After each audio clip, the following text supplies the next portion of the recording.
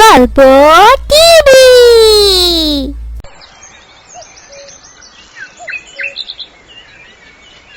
এই বাচ্চারা, তোমরা এত কথা বলছো কেন? কখন থেকে দেখছি তোমরা কথা বলেই যাচ্ছ। তোমাদের আর চুপ করাতে আমি পারছি না। এখন আমি রোল ডাকবো। Roll number 1, yes sir. Roll number 2, yes sir. Roll number 3। Yes sir. এই মেয়ে, তুমি দাঁড়াও। আমি যত রোল রং ডাকছি তুমি একাই দিচ্ছ কেন? তোমার কি সমস্যা? তুমি ক্লাসরুম বিশৃঙ্খলা করছো কেন? আচ্ছা স্যার, আপনি এগুলি কি বলতেছেন? কোথায় আমি সবার প্রেজেন্ট দিয়ে দিলাম? সবাই তো দিতেছে, আর এখানে তো সবাই আছে। কেন আপনি শুধু শুধু এমন করতেছেন? আপনি শুধু শুধু বলতেছেন আমি নাকি ই করতেছি। কই, এটা তো আপনি করতেছেন টেটলা স্যার। ও না না, সরি সরি স্যার। টিচারদের সাথে কিভাবে কথা বলতে হয় সেটা কি শিখনি? তোমাদের ক্লাসের সবই বেয়াদব। আমি আর তোমাদের ক্লাসে কোনো স্টুডেন্টকে পড়াবো না। এই বলে রফিক স্যার রেগে মেগে চলে গেলেন প্রিন্সিপাল ম্যাডামের রুমে। ম্যাডাম, আমি আর আপনার কথাটা রাখতে পারলাম না। আপনার 5 ক্লাসের বাচ্চাগুলো অনেক দুষ্টু। আমি আর ওদেরকে পড়াতে পারবো না। আমি এই চাকরিটা ছেড়ে দিচ্ছি। এই বলে রফিক স্যার সেখান থেকে চলে যান। হ্যাঁ, আমি যে কি বিপদে পড়েছি এই ক্লাস 5-এর বাচ্চাগুলি নিয়ে। এত ফাস্ট ওরা, কোনো কিছুই শোনে না, আর কোনো টিচারকেই মানতে চায় না। আচ্ছা ঠিক আছে, আমি একটা চেষ্টা করে দেখি। হ্যালো হ্যালো, আপনি কি রাবেয়া ম্যাডাম? আপনি তো একটা চাকরির জন্য আমাকে বলেছিলেন। যদি আপনি একটা চাকরি করতে চান তাহলে কাল থেকে কি জয়েন দিতে পারবেন? কাল থেকে তাহলে আসুন। পরের দিন সকালবেলা রাবেয়া ম্যাডাম পঞ্চম শ্রেণীতে প্রবেশ করেন। এই কি করতেছ? চুপ থাকো, চুপ। একদম কথা বলবে না। আর যে ফিসফিস করে কথা বলো, কান ধরে একদম বাইরে দাঁড়ে করে রাখবো। একদম চুপ থাকো। এত কিছু কথা, এটা কি মাছের বাজার পেয়েছো নাকি যে সারাক্ষণ ফিসফিস করবে? আর যে কথা বলবে তাকে একদম বেঞ্চের উপরে দাঁড়া করে রাখবো, ঠিক আছে? বুঝতে পেরেছো? বাবারে বাবা, এই ম্যাডাম দেখি অনেক রাগী। নতুন ম্যাডাম, ক্লাসে আসতে না আসতেই দেখেছিস কেমন শুরু করেছে? একবারে ধমক দিয়ে কথা বলে। বাবারে বাবা, অনেক রাগী দেখি।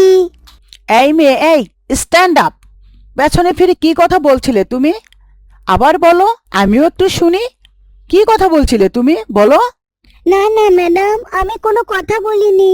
আমি তো শুধু জিজ্ঞেস করেছিলাম ও বই এনেছে কিনা। আমি যে তোমাদের বলেছিলাম যে কেউ কথা বলবে না, তারপরও কেন কথা বলতেছো?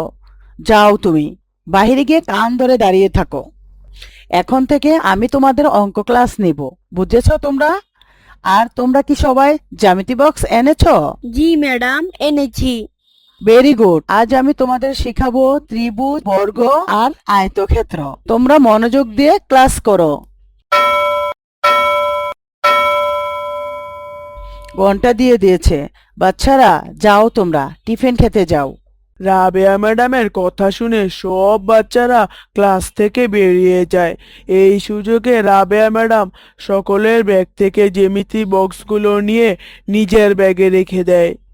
কি ব্যাপার, আমার ব্যাগে জ্যামিতি বক্সটা ছিল, এটা আবার কোথায় গেল রে? এই, তুই কি আমার জ্যামিতি বক্সটা দেখেছিস রে? আমার ব্যাগে তো জ্যামিতি বক্সটা নেই। এই, আমার ব্যাগের জ্যামিতি বক্সটাও তো নাই। এই আবু রাহান, তুই কি নিয়েছিস আমার জ্যামিতি বক্সটা? তোমাদের জ্যামিতি বক্স আমার কাছে কেন থাকবে? এই কি, আমারও দেখি জ্যামিতি বক্স নাই।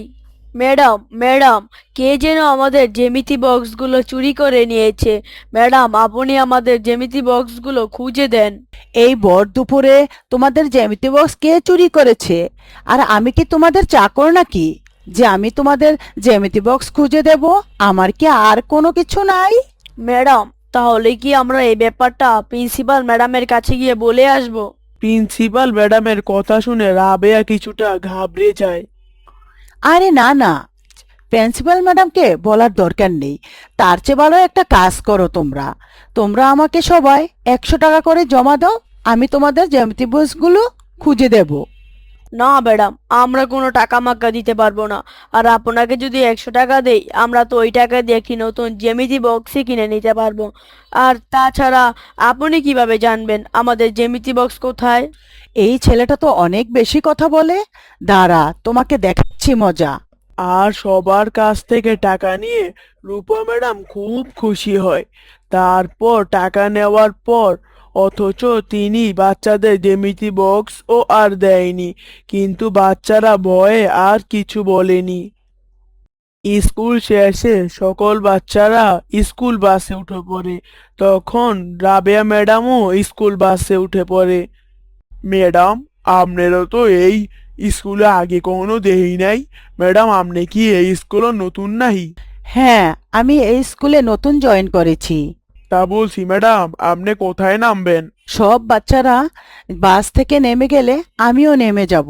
তোমাকে এত কথা বলতে পারবো না, আমি তোমাকে এত লোকেশনও আমি দেখাতে পারবো না। অবশেষে সবাই বাস থেকে নেমে গেলে রূপা ম্যাডামও নেমে যায়। রূপা ম্যাডাম নেমে গেলে বাসের ড্রাইভার ও হেল্পার দুজনই চা খেতে চলে যায়। এই ফাঁকে রাবেয়া ম্যাডাম বাস থেকে ডিজেল চুরি করে দোকানে বিক্রি করে দেয়। এর ফলে তিনি মোটা অঙ্কের টাকা পান। এভাবেই দিন চলতে থাকে। কি ব্যাপার, রোজ রোজ এত ডিজেল কোথায় যায়? আজকে বদলালেই কালকে নাই, ব্যাপারটা তো দেখতে হয়। পরদিন বাস থেকে সবাই নেমে গেলে হেল্পার এবং ড্রাইভার একটি গাছের পিছনে লুকিয়ে থাকে আর দেখে রূপা ম্যাডাম বাস থেকে ডিজেল বের করে দোকানে বিক্রি করে দিচ্ছে এবং মোটা অঙ্কের টাকা হাতিয়ে নিচ্ছে। এমন দৃশ্য দেখে হেল্পার এবং ড্রাইভার দুজনেই প্রিন্সিপাল ম্যাডামের কাছে কমপ্লেইন করে এবং প্রিন্সিপাল ম্যাডাম পুলিশ নিয়ে রাবেয়া ম্যাডামের বাড়িতে আসে। এই যে ইন্সপেক্টর সাহেব, এই যে উনি একজন চোর, উনিকে আপনি নিয়ে যান। উনি রোজ রোজ আমাদের স্কুল বাস থেকে ডিজেল চুরি করে বিক্রি করত। আপনি উনিকে নিয়ে যান, উনি চোর। ঠিকই বলেছেন ম্যাডাম, আমি চুরি করেছি।